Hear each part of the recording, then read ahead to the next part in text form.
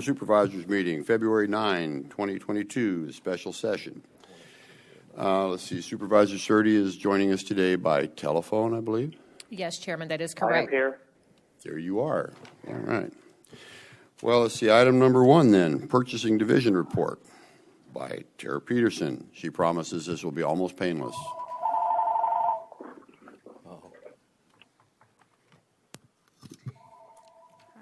Good morning, Mr. Chairman, Vice Chairman, and members of the board. I'm Tiara Peterson, Purchasing Manager for Pinal County, and this is your purchasing report for February 9th, 2022. The board is requested to approve the following cooperative purchase: requisition 163515 in the amount of $274,631.65 with supplier CareSoft Technology for Phase 2 of website redesign prime contracting hours, and this will be used by the IT department. Thank you. Are there any questions? I do, Mr. Chair. Go ahead. Is somebody from IT here? I'd kind of ask that they. Good morning, Mr. Chair, members of the board. Jason Cantrell, interim CIO. Okay. Thanks, Jason, for being here. Appreciate it. Do you have some figures as to how much money we've spent thus far? Yes, sir. On the reconstructing of all of this? Just out of, for my sake, for my. Phase 1 was $337,245, and that's what we've spent out of Phase 1. Okay, and then this is Phase 2 right here. Correct, sir. Okay, and then we're still on course to launch this thing at what date? So we plan on within 10 weeks to launch Board of Supervisors, Clerk of the Court, County Manager, HR, Assessor, Sheriff, and Public Health.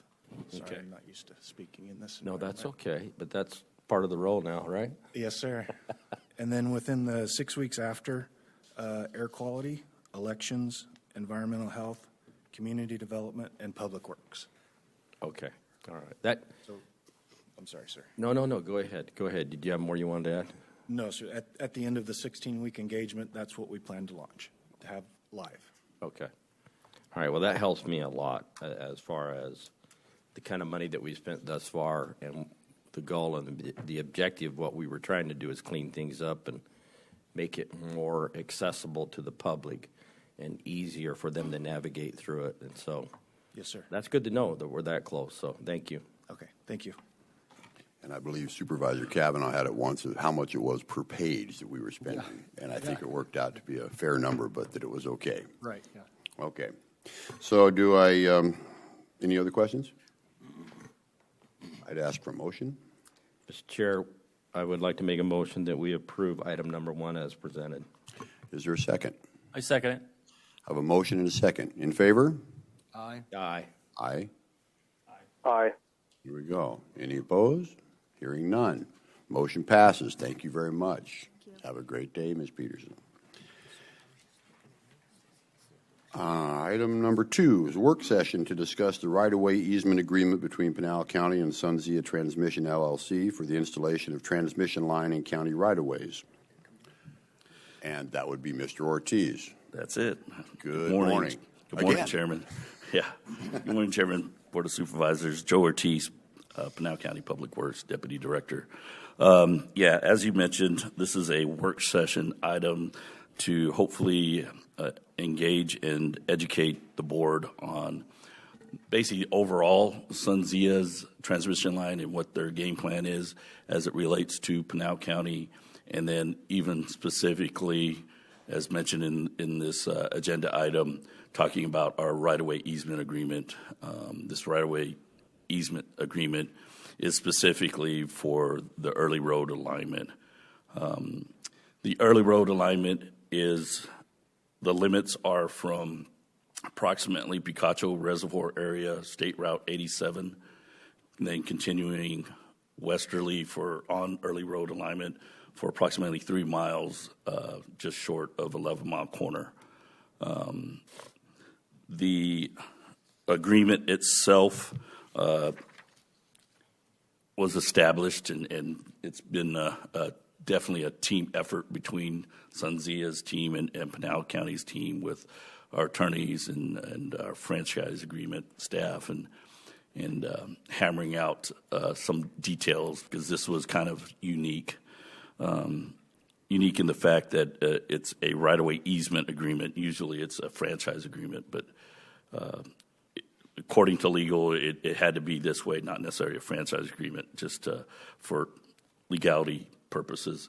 The agreement itself is, I don't know if we need to dive into the details of it, but the details, some minor details or overall details that might be useful for you is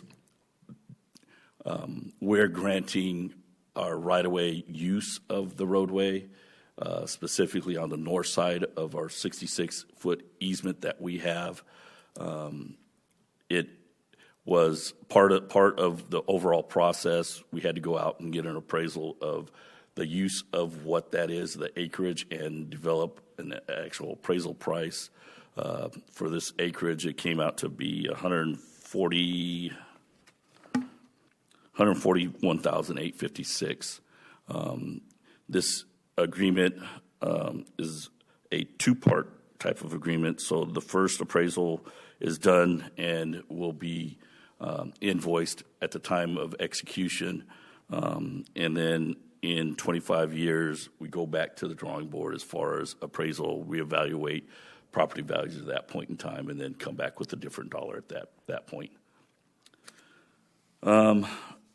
As far as overall details and diving into the weeds, we do have SunZia representation here, and I believe there's a presentation that they'll be rolling for you. And if you have any questions for me, just let me know.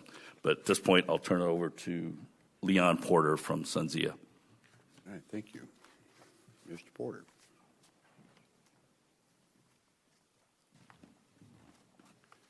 Good morning, Mr. Chair, members of the Board of Commission. Leon Porter from the SunZia Transmission. I'm the real property manager for the project and have been involved with the project since 2008. So it's been a long duration here to get this project to the point where we're ready to go under construction next year. And so want to just kind of give you an overview of the project for those that aren't familiar with it.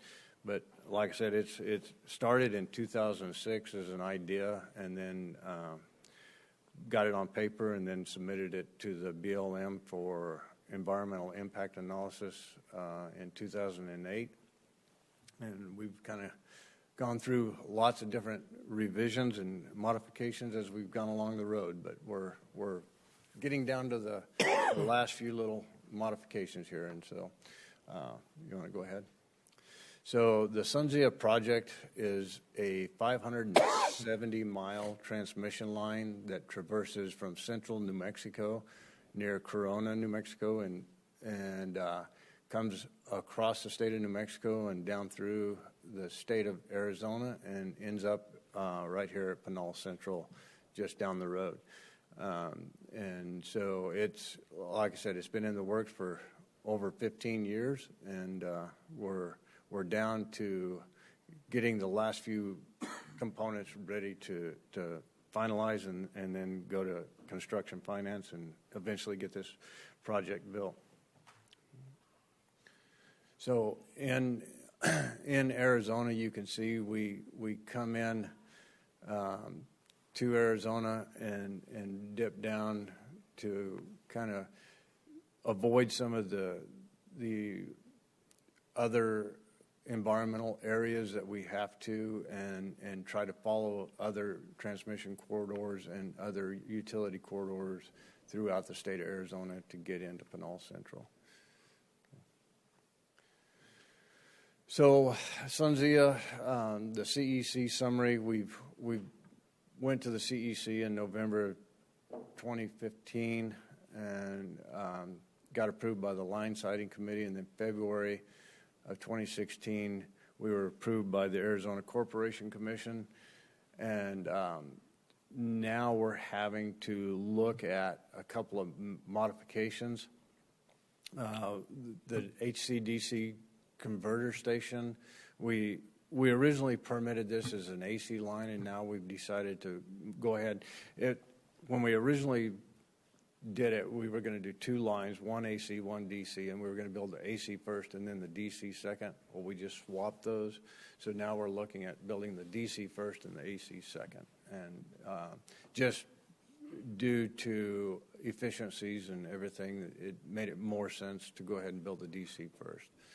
And then we're needing to look at a route modification near the Pinal Central substation site because we just ran into some issues with the original alignment and need to work with Pinal County and utilize their utility easement along Early Road to get this into Pinal Central.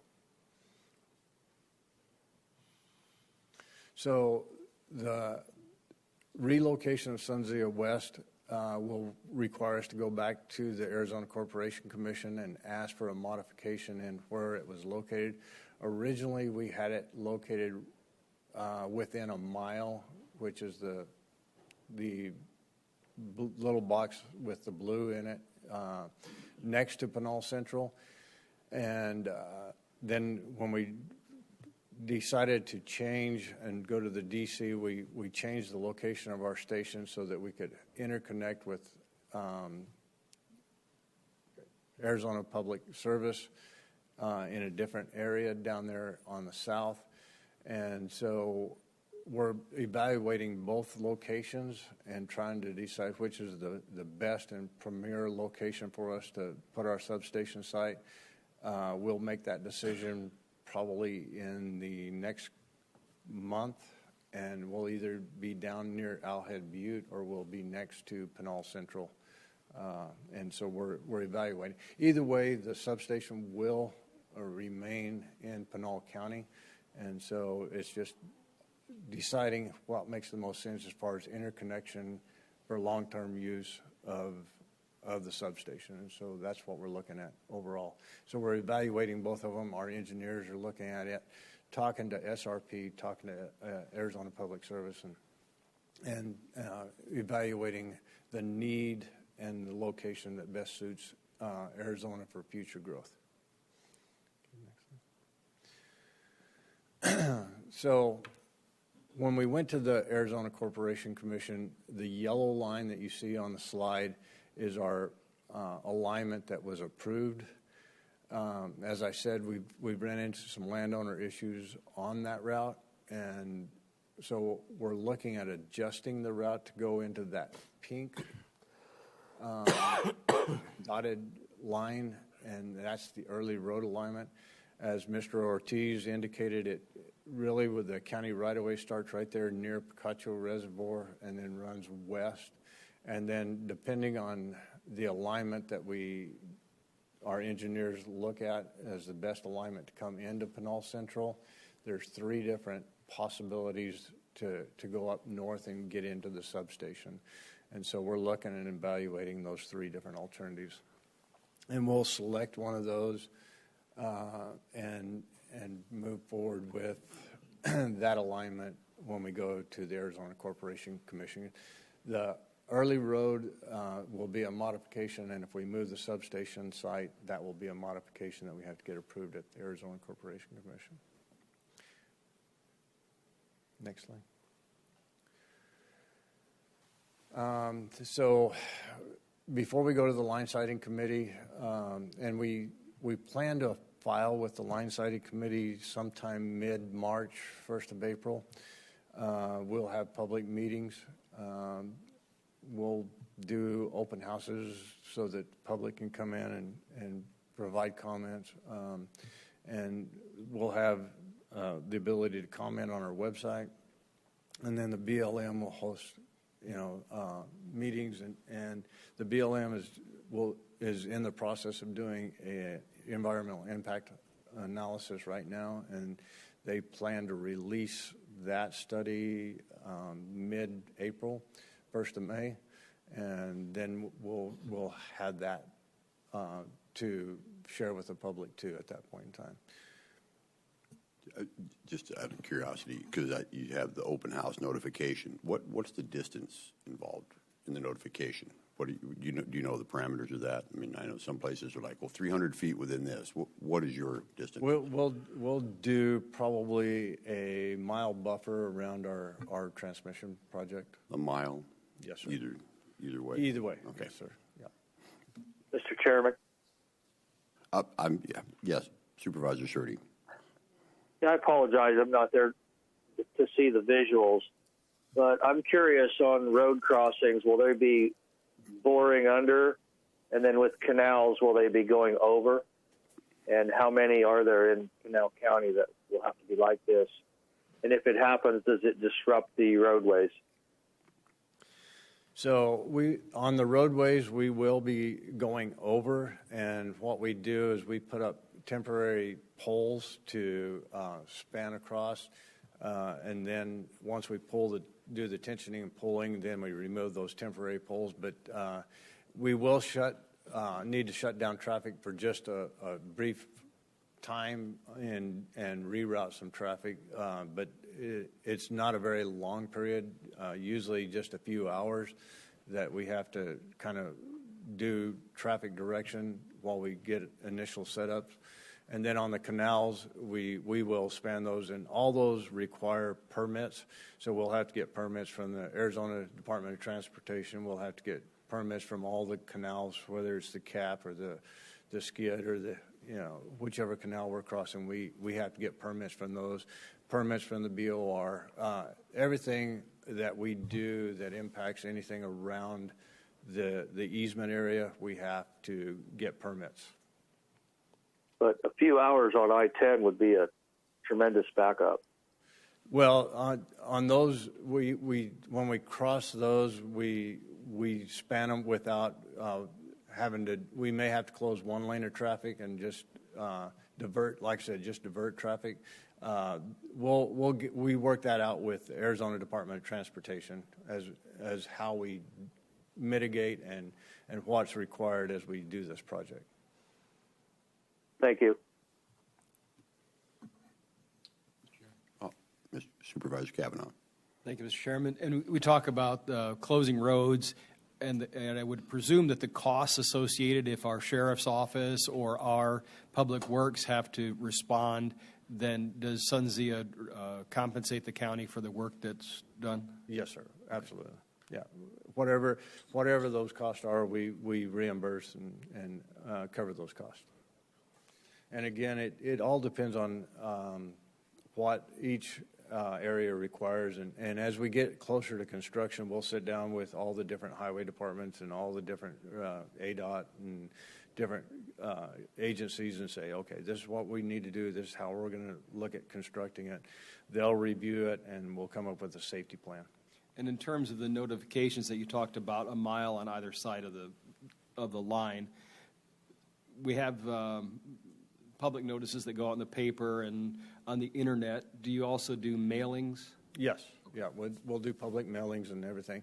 And that's what we'll do. We'll find out the landowners within that mile on each side of the line just so that we can notify them. We'll notify them through mail, mass mailings, and then we'll do public notifications in the paper, and the BLM will have it on their website, and we'll try to do everything we can to get notifications out to the public. Okay, and then finally, I noticed that SunZia is a Delaware limited liability corporation. I talked to the county attorney briefly. I'd like to include language that specifically states that any dispute would be governed by the laws of the state of Arizona, and the jurisdiction would be here. Would SunZia have any objection to that? No, sir. I think we can agree to that provision being in there. We've done it on other contracts that we do, that disputes would be handled in the state of Arizona or state of New Mexico, or for those that we're entering into in New Mexico. So, okay. Thank you. Any other questions? Mr. Porter, just to clarify for some constituents that are out there that say, oh my gosh, this is crazy, it's going to go to California, it's going to go here, this is coming. This is power coming into Arizona from New Mexico, is that correct? yes, sir. Okay, and it's not going someplace else. We're not sending it from here back over there. They're sending it from there to here. We're sending it from New Mexico. That's where the generation will be put on the line, and then it'll come into Pinal Central, and then it eventually go to Palo Verde, and there it can be picked up and distributed by. So we can run the lights at Palo Verde because, okay. Yeah. Okay. Yeah. So it can go into Arizona. It can go into California. It can go into Nevada. Oh, you see. So at Palo Verde, it's a central hub. Right. It goes into The grid, the Western grid. Yes. Yeah. Okay. So. All right. Thank you. I see a smile on Supervisor Miller's face. So Thank you, Mr. Chairman. You used the word that I wanted everybody to understand. Once it gets out on the grid, it's really very difficult to track where it goes. I mean, people buy power for 10 minutes, for an hour, for there and here and there. It's just when it's out there, it's going in every direction. You can't, nail it down to exactly where that electron came from. But anyway. Yeah. It goes on the grid, and that's a good thing. And the one thing I didn't mention is all this power coming on will be wind energy. It'll be all renewable energy coming on and being distributed here. okay. Any other questions? Just a comment. By the time this all gets done, I didn't anyway, want comments. I want questions. Oh, yeah. So a comment, please. Yeah. Anyway, by the time this all gets done anyway, people from California will be in Arizona anyway, so. Okay. All right. Any other comments? I'm done. Okay. Thank you. I believe that's it. Thank you very much, Mr. bet. Porter. Appreciate it. Thank you. And with that, we are adjourned.